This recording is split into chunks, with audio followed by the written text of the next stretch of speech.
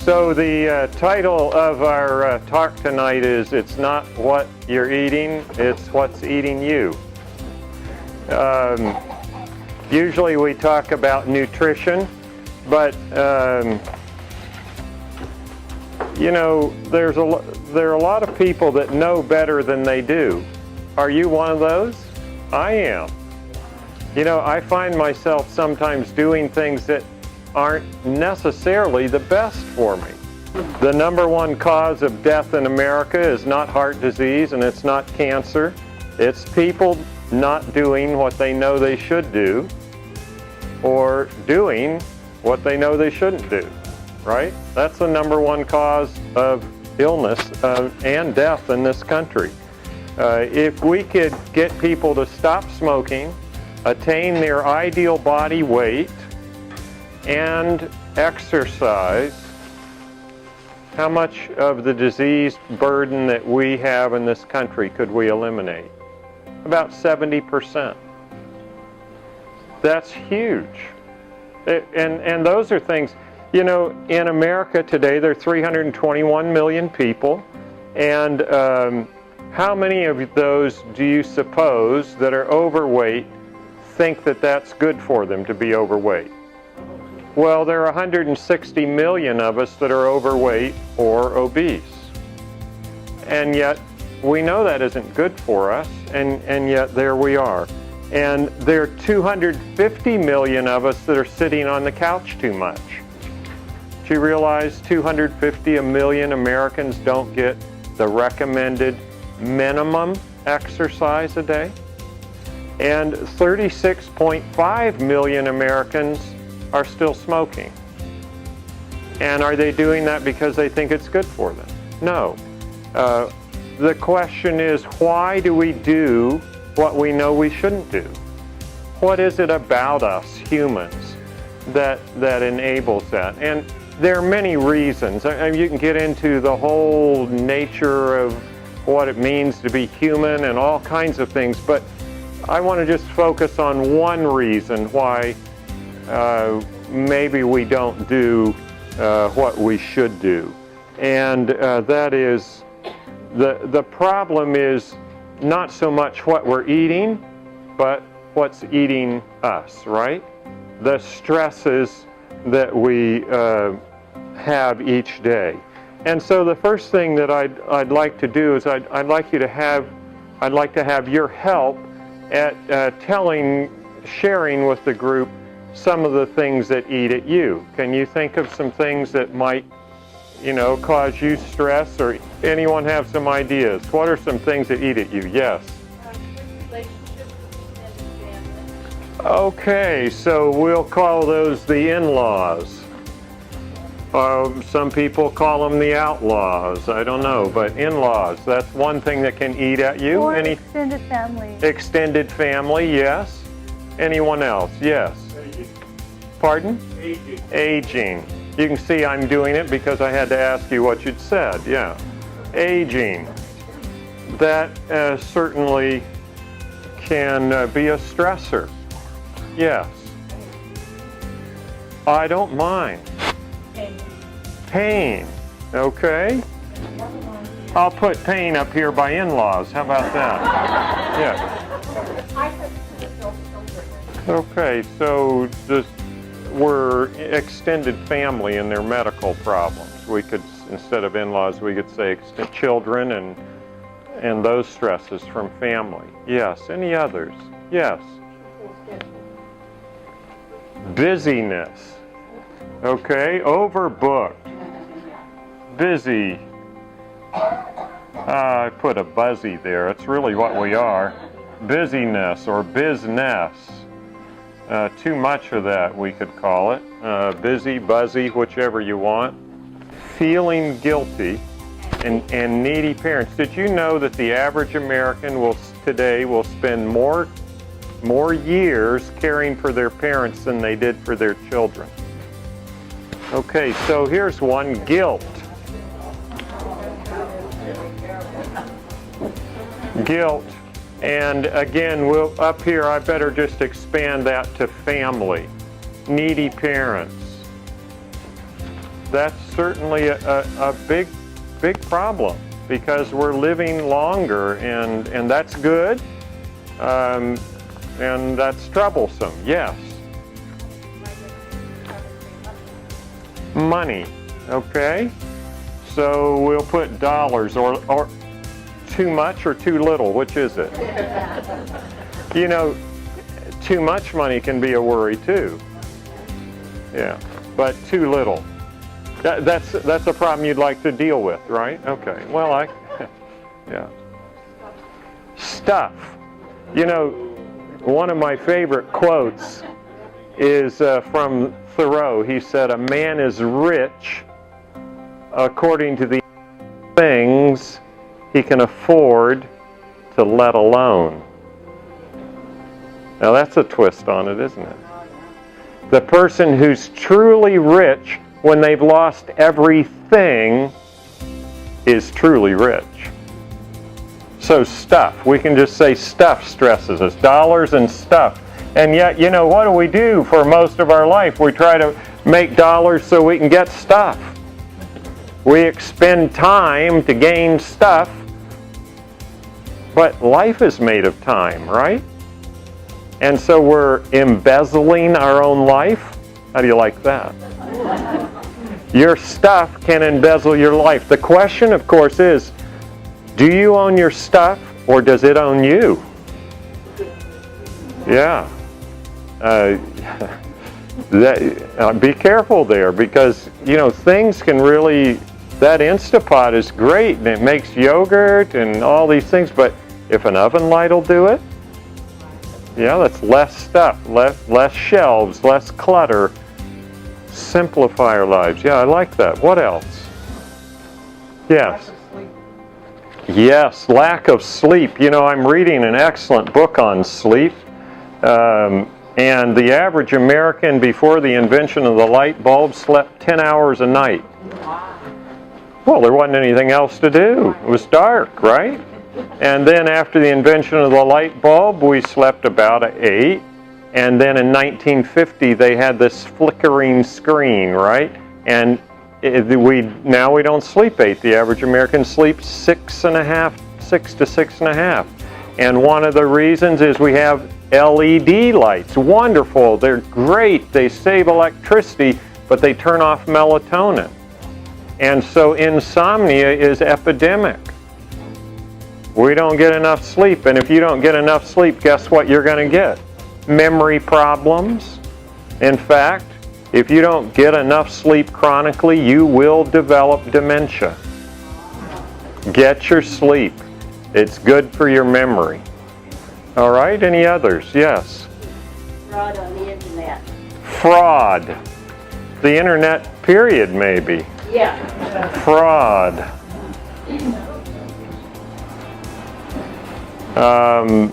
News? Anyone? How about the slime of American politics?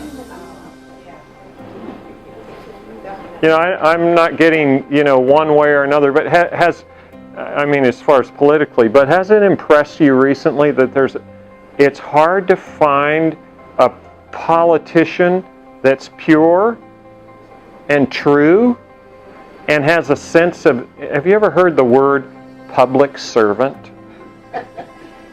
When was the last time you saw a politician and you said, that person is a true, pure public servant?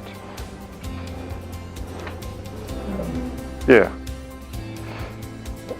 So there are a lot of things. There's something that you haven't mentioned, a few things. How about unfairness? It's not fair. How about a sense of powerlessness? Have you ever felt that you were powerless to impact the situation? Environmental degradation. Does that ever, is that on your radar screen? That the world doesn't seem to be doing too well environmentally? How about bitterness? No one here has that, I know. How about unforgiveness?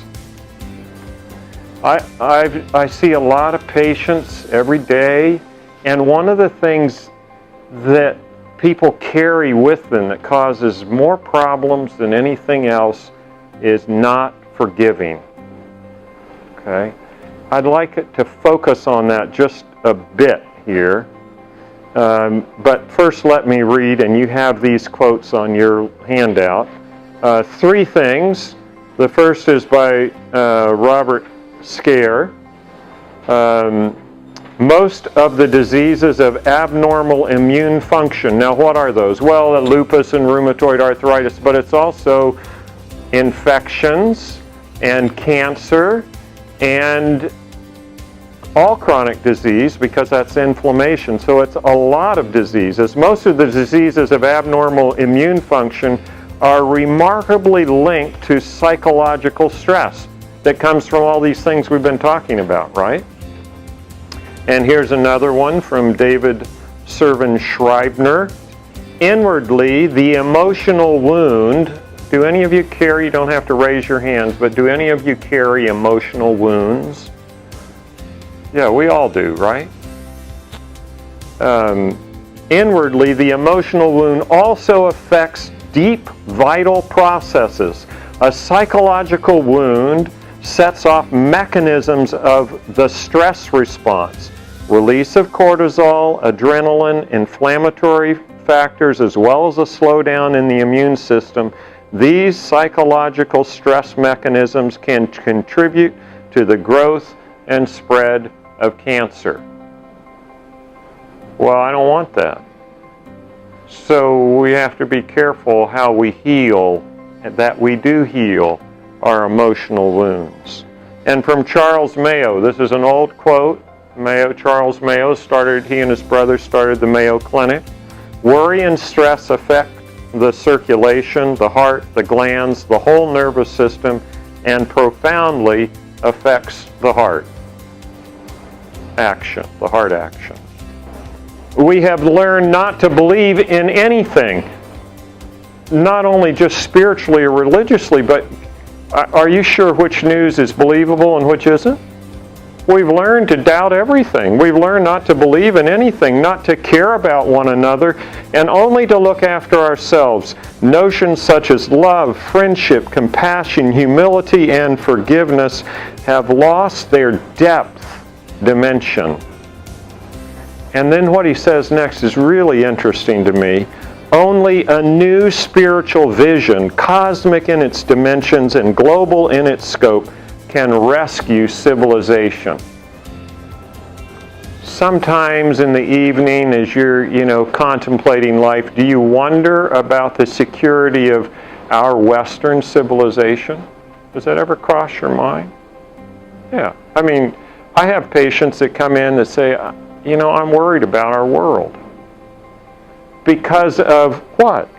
Well, I think he says it well, because we've lost such notions as friendship, compassion, humility, and forgiveness. And I would point out that love, friendship, compassion, and humility are all based on a true sense of forgiveness.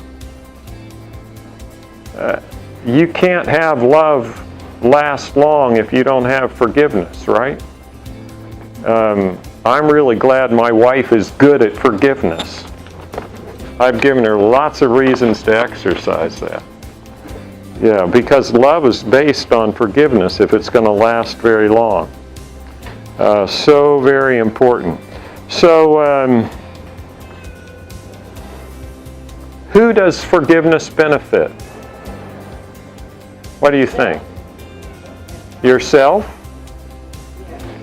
Okay. Could it benefit anyone else? Everyone who has to live with you. I like that answer. Yeah. So forgiveness is not necessarily, it's certainly not just for the person, the perpetrator, right? It's also for the one who has been wronged. Okay, so next you have a little quote from Frederick Buechner. Read that with me. Listen as I read it. I think this is one of the most important things when it comes to forgiveness to remember. Of the 7 deadly sins, anger is possibly the most fun. To lick your wounds, to smack your lips over grievances long past, to roll your tongue over the prospect of bitter confrontations still to come, to savor the last toothsome morsel, both the pain you are given and the pain you are giving back is in many ways a feast fit for a king. The chief drawback is that what you are wolfing down is yourself. The skeleton at the feast is you. Have you ever seen anyone consumed by bitterness? Yeah. I've seen minds destroyed by bitterness. I mean, literally, people. I have a woman in my practice right now whose mind, she's demented now, because she could not let go of wrongs done to her. Were they wrongs? Yes. She didn't forgive. She didn't forgive. So critical that we learn to forgive. Well, what is forgiveness? When we forgive someone who has wronged us, we develop an empathy for them. Something changes. We develop an empathy for them. We no longer wish them harm. We no longer want to destroy them. We hope that any punishment meted out is disciplinary, that is redemptive. Isn't that what prison's supposed to be? It's not, I know, but isn't that what prison's supposed to be? It's supposed to change people, make them into good law-abiding citizens, or if not that, at least keep the rest of us safe. But what we hope is that punishment will be disciplinary. That comes from the word disciple. That is redemptive, that it will change. And when you forgive someone, when you forgive them, you hope that anything that comes to them in the way of punishment will be redemptive. When we give up the desire to return pain for pain, when we give up this idea of an eye for an eye and a tooth for a tooth, then we know that we're moving down the pathway of forgiveness.